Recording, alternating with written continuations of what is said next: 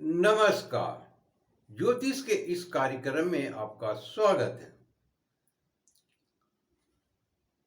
ज्योतिष के इस कार्यक्रम में जो आज मैंने विषय लिया है वो है शुक्र और शनि की विचित्र महादशा और अंतर्दशा। यदि कोई व्यक्ति किसी से ये पूछे कि बुध की महादशा में किसके फल प्राप्त होंगे तो सामान्यतः यही उत्तर मिलेगा कि बुध की। मंगल की महादशा या अंतर्दशा है तो किसका फल मिलेगा तो मंगल की। किसी भी ग्रह के महादशा या अंतर्दशा चल रहे हों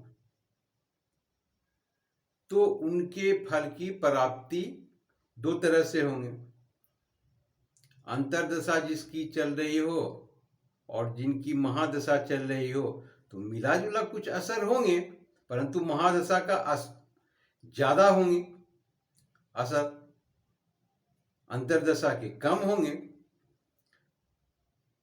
कोई ये कहे कि तुम महीने भर कमाओ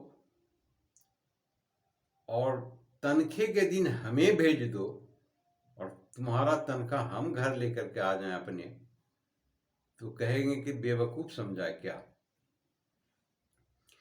परंतु यहां पर जो स्थितियां शुक्र शनि उत्पन्न कर रहे हैं वो इसी प्रकार के हैं और पूरे जन्म कुंडली में सिर्फ यही दो ग्रह हैं जो ये स्थितियां उत्पन्न करती है और शायद कुछ ही लोग होंगे जो इस विषय में जानकारी रखते होंगे। तो इसीलिए मैंने इसका नामकरण इस प्रकार से किया है कि शुक्र और शनि की विचित्र महादशा और अंतर्दशा। अब हम मेन मुख्य मुद्दे पर आते हैं। जब भी शुक्र की महादशा आरंभ होगी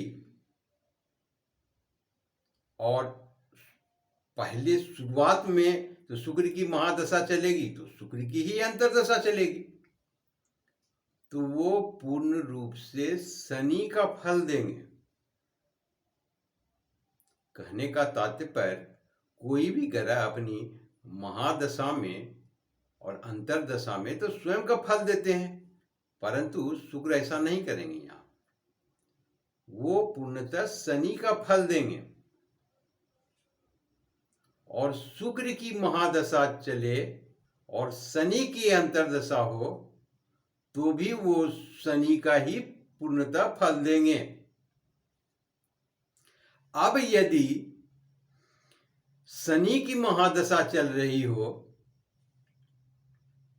और शनि की ही अंतर्दशा चल रही हो तो वो पूर्णतः शुक्र का फल देंगे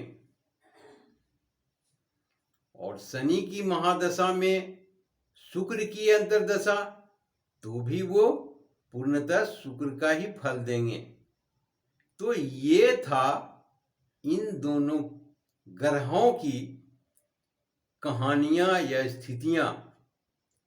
जन्म कुंडली में इसके अलावा कोई दूसरा ग्रह नहीं है जो इस प्रकार की स्थितियां उत्पन्न करती है या इस प्रकार के फल देते हैं। तो इसलिए मैंने कहा ये दोनों की ये विचित्र महादशा और अंतर्दशा। आशा करता हूं ये एपिसोड आपको काफी रोचक लगे होंगे, विशेष जानकारी वाले हैं ये। तो आपने पूरा वीडियो अवश्य ही देखा होगा। तो आपने पूरा वीडियो देखा, इसके लिए बहुत बहुत शुक्रिया, धन्यवाद।